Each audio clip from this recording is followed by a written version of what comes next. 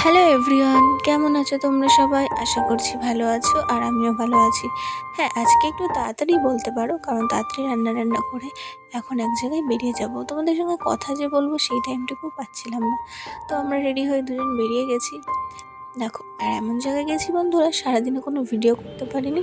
আর এই যে ফেরার সময় রাত্রেবেলা একটা রোল খাচ্ছি, আর সারাদিনে কিচ্ছু খাওয়ার নেই।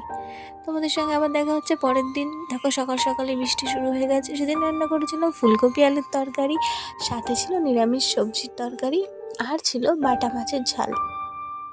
ঝাল বলতে আমি আলু দিয়ে রান্না করেছিলাম এখানে। তো দেখো, তরকারিটাও হয়ে গেছে কমপ্লিট। আবার দেখা হচ্ছে সন্ধ্যাবেলায় 2 প্যাকেট পাস্তা এনেছিল, তার মধ্যে থেকে একটা রান্না করব। পাস্তার মধ্যে এইটাই রান্না করছি। দেখো, এখানে পেঁয়াজ, ক্যাপসিকাম, টমেটো, কাঁচা লঙ্কা, আদা আর রসুন কুচি নিয়ে নিয়েছি। এবার পাস্তাটাকে রেডি করব। তেলের মধ্যে রসুন কুচি দিয়ে দিলাম, লঙ্কা কুচিও দিয়ে দিলাম, আর একে একে যে সবজিগুলো রয়েছিলাম সেগুলোও দিয়ে দিলাম। ভালো করে সবজিগুলোকে ভেজে নিয়ে টমেটোটাও দিয়ে দিলাম। এরপর পরিমাণ মতো লবণ, হলুদ,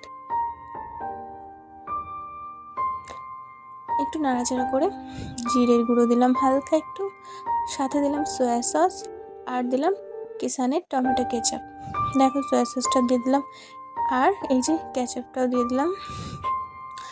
বলতে বলতে আমাদের পাস্তাটা প্রায় হয়ে এসেছে। এটা দিয়ে মিক্স করে নিলেই 2 মিনিট নাড়লেই ব্যাস। এখানে হাই ফ্লেম রেখে ভালো করে নাড়াচাড়া করে নিতে হবে, যাতে মশলাটা ভালো করে পাস্তার সঙ্গে লেগে যায়।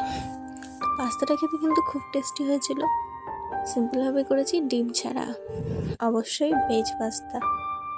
তোমরা ট্রাই করে দেখতে পারো। আজকের ব্লগটা এই পর্যন্ত। ভালো লাগলে লাইক, কমেন্ট, শেয়ার করো। Bye bye.